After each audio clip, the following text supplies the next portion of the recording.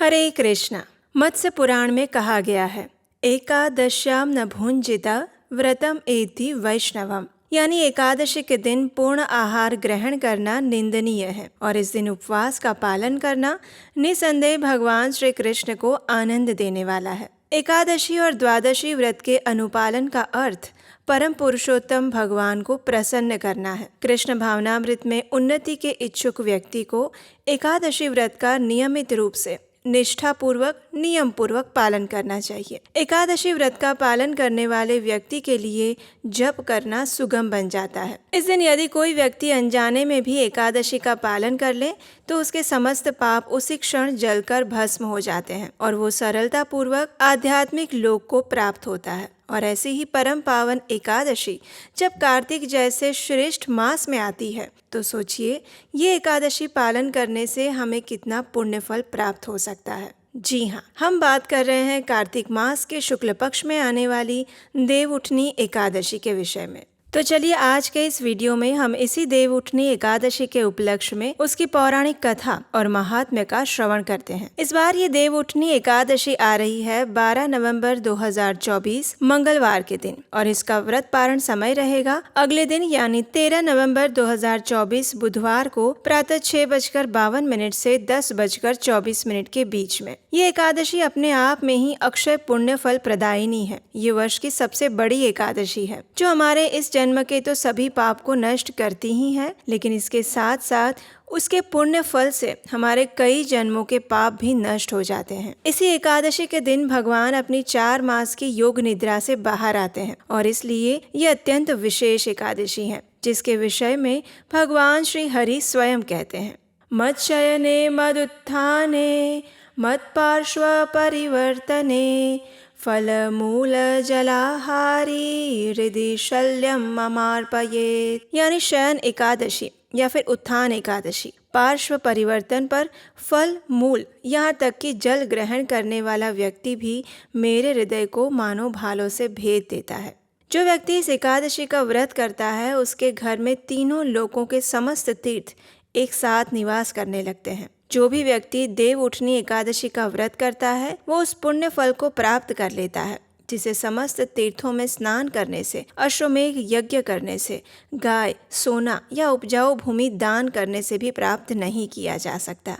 वो व्यक्ति अपने साथ साथ अपनी 10 पीढ़ियों का भी उद्धार कर लेता है। ये वही एकादशी है जिस दिन से भीष्म पंचक व्रत का भी आरंभ होता है। इस एकादशी के साथ चातुर्मास का अंत होता है। भगवान श्री हरि योग निद्रा से बाहर आते हैं और सभी मांगलिक कार्य, विवाह, यज्ञ, होम, हवन इत्यादि का आरंभ हो जाता है। जिस प्रकार मृत्यु निश्चित है उसी प्रकार धन का नाश भी निश्चित है। ऐसा जानकर मनुष्य को अपने सभी व्यवसायिक कार्य और कर्मों को एक दिन के लिए छोड़कर हरि को प्रिय इस देवउठनी एकादशी का व्रत पालन अवश्य करना चाहिए। कार्तिक मास के पावन अवसर पर आने वाली देवउठनी एकादशी का पालन करके जो भी व्यक्ति तीर्थ स्थान में स्नान करता है, दान देता है, परम भगवान के पवित्र नामों का जप करता है, तपस्या करता है और इस एकादशी पर भगवान के लिए यज्ञ करता है, उसका सारा पुण्य अविनाशी हो जाता है। सर्वश्रेष्ठ एकादशी देवी स्वयं भगवान श्री हरि के अव्यक्त रूप में इस भौतिक संसार में स्थित हैं।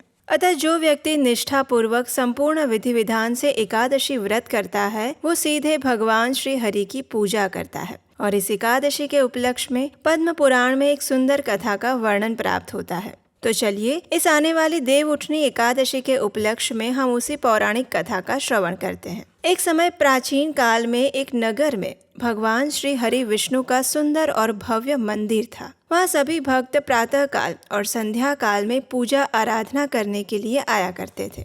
वहाँ प्रतिदिन दीपक प्रज्वलित किए जाते और उस स्थान पर एक मूषक भी रहता था जो प्रतिदिन इस दीपक की बची हुई बाती और घी को खा लेता और इसी प्रकार वो प्रतिदिन सुबह और शाम भगवान श्री हरि के मंदिर में भी आता जाता रहता था। अब एक दिन क्या हुआ कि आसपास से कहीं भी उसे भोजन प्राप्त नहीं हुआ, इसलिए अत्यधिक भूख के कारण उसे भोजन प्राप्त करने के लिए वो विह्वल हो उठा। वो फिर से मंदिर में आया। आज भी सभी भक्त भगवान श्री हरि को दीपक प्रज्वलित करके प्रार्थना कर रहे थे और उस मूषक की भूख इतनी बढ़ गई थी कि उससे प्रतीक्षा नहीं हो रही थी और अभी तक वो दीपक पूर्णतः बुझा भी नहीं था और उसने उस बाती को खाने के लिए वो दीपक के पास आया। जैसे उसने उस बाती को अपने मुंह में लिया तो उसका मुंह जलने लगा और उस बाती के कारण उसका शरीर भी पूर्ण तरह जलने लगा। इस जलन के कारण वो उछल कूद करने लगा और इधर उधर भागने लगा। भागते हुए वो मंदिर की चारों ओर घूमने लगा, किंतु जलन के कारण उस मूषक की वहीं पर भगवान श्री हरि विष्णु के मंदिर में ही मृत्यु हो गई। अब हमारे भगवान श्री हरि इतने दयालु और कृपालु हैं, उन्होंने सोचा कि इस मूषक की कार्तिक मास में मेरे मंदिर में ही प्रदक्षिणा यानी परिक्रमा करते हुए मृत्यु हुई है। वो मेरा कीर्तन कर रहा था और इस प्रकार उसने अपने प्राण त्यागे हैं। और भगवान श्री विष्णु ने उस मूषक के मुंह में जलती हुई घी की बाती लेकर कूदने को अपनी आरती और नृत्य के समान समझ लिया और अंत में भगवान श्री हरि ने उसे सर्वोच्च गति मोक्ष प्रदान किया। इस प्रकार कार्तिक के मास में एकादशी के दिन मूषक ने किसी और द्वारा दिया हुआ घी का दीपक जलाया। अनजाने में ही उसने नृत्य किया और अनजाने में ही भगवान के मंदिर की परिक्रमा की और ऐसा करने से उसे दुर्लभ रूप से अंततः सर्वोच्च गंतव्य प्राप्त हुआ। अगर अनजाने में किए हुए इन पुण्य कार्यों से इतना लाभ मिल सकता है तो जरा सोचिए, हम तो मनुष्य हैं और इस मनुष्य जीवन में कितने पुण्य फल हम प्राप्त कर सकते हैं योग्य विधि जानकर और इस विधि का श्रद्धा और नियम पूर्वक पालन करके। इसलिए मनुष्य योनि प्राप्त होने पर हमें इसका अत्यधिक सदुपयोग करते हुए कार्तिक मास में आने वाली इस देव उठनी एकादशी के दिन भगवान श्री कृष्ण को फूल, लाल और पीले चंदन के लेप से अभिषेक करके तुलसी दल अर्पित करने चाहिए और भगवान की योग्य विधि से पूजा आराधना और उनके अधिक से अधिक हरे कृष्ण महामंत्र का जप करना चाहिए। हरे कृष्ण कृष्ण कृष्ण हरे हरे, हरे राम राम राम हरे हरे। ये महामंत्र है। ये ऐसा मंत्र है जिसके अंदर सभी मंत्रों की शक्ति सन्निहित है। ये इतना शक्तिशाली है कि मात्र इसका एक बार जप करने पर भी मनुष्य को हजारों अश्वमेघ यज्ञ का फल प्राप्त होता है और कार्तिक मास में किया गया इस मंत्र का जप मनुष्य को असीमित पुण्य फल प्रदान करता है और भगवान श्री कृष्ण की विशेष कृपा को आकर्षित करता है। इसलिए इस मास में एकादशी के दिन कम से कम 16 माला यानी कि 108 मनके की एक माला और हर एक मनके के ऊपर हरे कृष्ण का पूरा महामंत्र और इस प्रकार 108 बार हरे कृष्ण महामंत्र का जप करने से एक माला पूरी होती है और ऐसी कम से कम 8, 16, 25, 32 माला तो अवश्य करनी चाहिए। आप चाहे तो इसे प्रातः काल में भी कर सकते हैं और अगर प्रातः काल में सभी मालाएं पूर्ण करना संभव ना हो तो आप इसे दिन के समय में संध्या तक कर सकते हैं। इस प्रकार जो भी पूर्ण विधि विधान के साथ भगवान श्री कृष्ण की पूजा आराधना और उनकी सेवा करता है वो निश्चित रूप से इस भौतिक सृष्टि के आवरणों से परे श्वेत द्वीप में निवास करता है। इसी एकादशी को ही चातुर्मास समाप्त होता है। इसलिए चातुर्मास के दौरान जो कुछ भी त्याग किया जाता है उसे ब्राह्मणों को दान देना चाहिए। जो कोई भी व्यक्ति बिना किसी विराम के संपूर्ण चातुर्मास का पालन करता है वह शाश्वत सुख प्राप्त करता है। उसे दूसरा जन्म नहीं लेना पड़ता यानी जन्म मृत्यु के बंधनों से मुक्ति प्राप्त कर लेता है। जो चातुर्मास की इस विधि का पालन करता है उसे अनंत पुण्य फल की प्राप्ति होती है। लेकिन अगर कोई व्यक्ति संपूर्ण चातुर्मास का पालन नहीं कर सकता तो कम से कम उसे चातुर्मास के अंतिम मास यानी कार्तिक मास का पालन अवश्य करना चाहिए। अगर कोई कार्तिक मास का भी संपूर्ण पालन और उपवास नहीं कर सकता तो उसे कम से कम इस कार्तिक मास में आने वाली प्रत्येक एकादशी का पालन तो अवश्य करना चाहिए। ऐसा करने से उसे संपूर्ण कार्तिक मास पालन करने का फल भी स्वतः मिल जाता है। अब सोचिए भगवान हम पर कितने कृपालु हैं जो वे हमें हर प्रकार से एक ही बात कह रहे हैं कि हम किसी भी प्रकार से उनकी शरण में आए, क्योंकि वे जानते हैं कि इस कलयुग के बद्ध जीवों के लिए तपस्या करना अत्यंत कठिन है। हालांकि एकादशी का वास्तविक पालन भोजन और जल से पूर्णतः उपवास करना है, लेकिन कलयुग के समय में यह अत्यंत कठिन है। इसलिए शास्त्रों के निर्देश हैं कि इस दिन कम से कम अन्न और दालों को तो ग्रहण नहीं करना चाहिए। एकादशी पर भिन्न भिन्न लोगों द्वारा अपनी सुविधा अनुसार आत्म संयम के भी विभिन्न स्तरों का पालन किया जा सकता है। जैसे कई लोग निर्जल उपवास करते हैं, तो कई लोग एकादशी प्रसाद के साथ करते हैं। कुछ लोग मात्र फल, फूल और जल लेकर उपवास करते हैं। लेकिन किसी भी स्थिति में किसी भी व्यक्ति को एकादशी के दिन अन्न का ग्रहण नहीं करना चाहिए। एकादशी के दिन उपवास रख के भगवान श्री हरि की पूजा आराधना करते हुए, उनके पवित्र नामों का जप करते हुए, उनकी लीला कथाओं का श्रवण और पठन करते हुए उनकी सेवा में रत रहना चाहिए। इस एकादशी के दिन भगवान नारायण की विधि विधान से पूजा करनी चाहिए, क्योंकि एकादशी तिथि भगवान नारायण को समर्पित है, जो सभी के हृदय में विराजमान है। और इसलिए संसार में जो कुछ भी घटित हो रहा है वो मात्र भगवान श्री नारायण की ही इच्छा है। भगवान श्री हरि सर्वव्यापी हैं। इस प्रकार जो भी व्यक्ति सदैव भगवान की भक्ति में लीन रहता है और निरंतर उनका जप और चिंतन करता है, वह निश्चित रूप से उनके भगवत धाम को प्राप्त करता है। और भगवान श्री कृष्ण की ऐसी अपार भक्ति और प्रेम प्राप्त करने के लिए व्यक्ति को किसी भी प्रकार के कठोर तपस्या की आवश्यकता नहीं है। एकादशी व्रत करने से ही भगवान श्री कृष्ण का प्रेम स्वतः प्राप्त हो जाता है। ब्रह्मवैवर्त पुराण में भगवान श्री हरि ने नारद मुनि से कहा था कि जिस प्रकार देवताओं में भगवान श्री कृष्ण, देवियों में प्रकृति और वर्णों में ब्राह्मण तथा वैष्णवों में भगवान शिव श्रेष्ठ हैं, उसी प्रकार सभी प्रकार के व्रतों में एकादशी व्रत सर्वोच्च है। इसी एकादशी के उपलक्ष्य में जब युधिष्ठिर महाराज भगवान श्री कृष्ण से चर्चा कर रहे थे, तब उस एकादशी महिमा का वर्णन करते हुए भगवान श्री कृष्ण ने युधिष्ठिर महाराज से कहा, हे राजन, आपने जो देव उठनी एकादशी की महिमा के विषय में जानने की जिज्ञासा दिखाई है, उसी प्रकार एक समय देवर्षि नारद मुनि ने भी लोक कल्याण हेतु ब्रह्मा जी से इसी एकादशी के विषय में जानकारी प्राप्त की थी। उस समय ब्रह्मा जी ने नारद मुनि से जो कहा था, अब मैं वही आपको सुना रहा हूँ।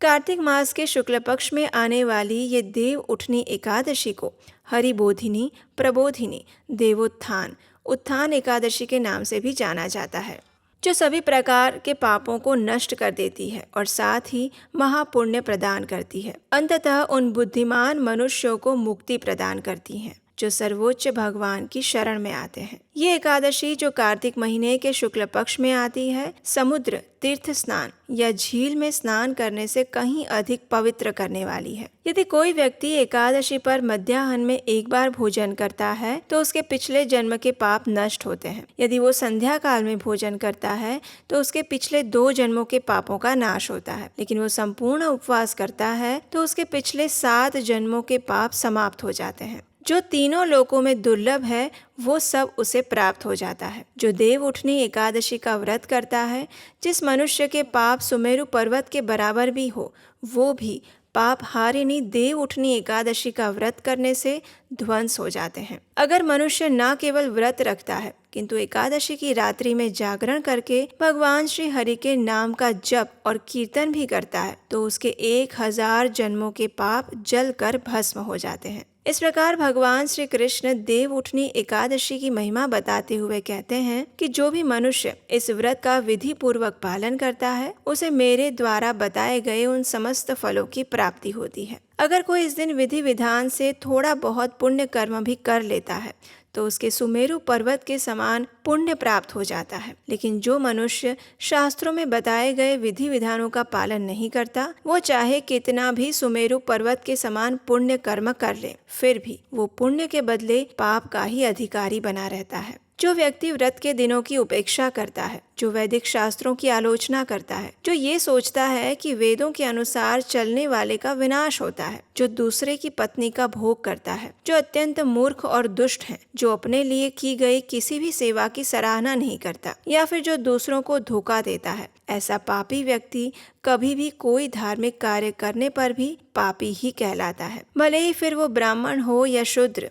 जो कोई दूसरे की पत्नी, विशेषकर द्विज पत्नी का भोग करने का प्रयास करता है, वह कुत्ते के खाने वाले से अधिक श्रेष्ठ नहीं माना जाता। वास्तव में यदि ऐसा व्यक्ति द्विज ब्राह्मण या आध्यात्मिक गुरु के प्रति कोई अहंकार प्रदर्शित करता है, अपराध करता है, तो वो अपनी समस्त आध्यात्मिक उन्नति के साथ ही अपने धन, संपत्ति और संतानों को भी तुरंत खो देता है। इस प्रकार व्यक्ति अपने अर्जित पुण्यों को नष्ट कर देते हैं, जिसका चरित्र अनैतिक है। जो पर स्त्री संग करता है और वह जो दुष्टों की संगति को पसंद करता है। जो कोई भी पापी व्यक्ति के साथ संगति करता है और आध्यात्मिक उद्देश्य के बिना उनके घर जाता है, वो सीधे मृत्यु के देवता यमराज के निवास में स्थान प्राप्त करता है। यदि कोई ऐसे घर में भोजन करता है तो उसका अर्जित पुण्य भी नष्ट हो जाता है, साथ ही उसकी कीर्ति, आयु, संतान और सुख भी नष्ट हो जाते हैं। जो पापी दुष्ट किसी साधु पुरुष का अपमान करते हैं, वो शीघ्र ही अपनी धार्मिकता, आर्थिक विकास और इंद्रिय तृप्ति को खो देता है और अंत में नरक की अग्नि में जलता रहता है। जिस व्यक्ति का चरित्र अशुद्ध है, जो दुष्ट या ठग है, या जो हमेशा दूसरों में दोष ढूंढता रहता है, वह मृत्यु के बाद उच्च गति को प्राप्त नहीं कर सकता, भले ही वो उदारता पूर्वक कितना ही दान दे दे या फिर कितने ही पुण्य कर्म कर ले। इसलिए मनुष्य को अशुभ कर्मों को करने से बचना चाहिए। जिससे उसे पुण्य की प्राप्ति हो वैसे कर्म करने चाहिए। अधिक से अधिक भगवान श्री कृष्ण की सेवा करनी चाहिए, उनका नाम जप करना चाहिए और इसी प्रकार से वो नरक की यातनाओं से बच सकता है। लेकिन जो व्यक्ति अपने मन को शुद्ध करके उचित विचार के बाद इस देव उठनी एकादशी का व्रत करने का संकल्प लेता है, उसके पिछले 100 जन्मों के पाप नष्ट हो जाते हैं। और जो कोई भी इस एकादशी पर व्रत रखता है, रात्रि में जागरण करता है, उसे असीमित पुण्य फल की प्राप्ति होती है। मृत्यु के बाद वो भगवान विष्णु के परम धाम को प्राप्त करता है और फिर उसके हजारों पूर्वज, मातृकुल, पितृकुल और वंशज भी उसी धाम को जाते हैं। तो ये थी देव उठनी एकादशी के उपलक्ष्य में उसकी पौराणिक कथा और उसका विशेष महत्व। हमें आशा है कि ये कथा आपको अच्छी लगी होगी। इस देव उठनी एकादशी के उपलक्ष्य में हम और भी पौराणिक कथाएं आपके लिए लेकर आने वाले हैं, तो इसे सुनने के लिए आपके अपने चैनल को सब्सक्राइब करके रख लीजिए। और अगर आप ये जानना चाहते हैं कि इस देव उठनी एकादशी का पारण कैसे करना चाहिए, उसकी संपूर्ण विधि क्या है, तो हमें नीचे कमेंट बॉक्स में लिख कर बताइए। आपकी इच्छा अनुसार हम इस व्रत की पारण विधि भी लेकर अवश्य आएंगे। अगर आपको लगता है कि हमारे द्वारा इस प्रमाणभूत वैदिक ज्ञान का प्रचार प्रसार का कार्य सराहनीय है और इससे समाज में कुछ फायदा हो रहा है और इस प्रकार प्रमाणभूत शास्त्रों का ज्ञान सभी तक पहुंच रहा है, तो इस कार्य को आगे बढ़ाने के लिए आप हमें अपना आर्थिक सहयोग भी भेज सकते हैं स्क्रीन पर दिए गए नंबर पर। आपके सहयोग से हमें तो सहायता मिलेगी ही, लेकिन इस पवित्र कार्तिक मास में और एकादशी के उपलक्ष्य में इस वैदिक धर्म के प्रचार का पुण्य फल भी आपको अवश्य प्राप्त होगा। तो चलिए इस परम पवित्र देव उठनी एकादशी और वर्ष में आने वाली अत्यंत महत्वपूर्ण कार्तिक मास की अंतिम एकादशी का शुद्ध भक्तिमय भाव, श्रद्धा और नियम पूर्वक पालन करने का प्रयास करते हैं। अपनी चेतना को भगवान श्री कृष्ण के चरण कमलों में स्थिर करने का प्रयास करते हैं। हरे कृष्णा।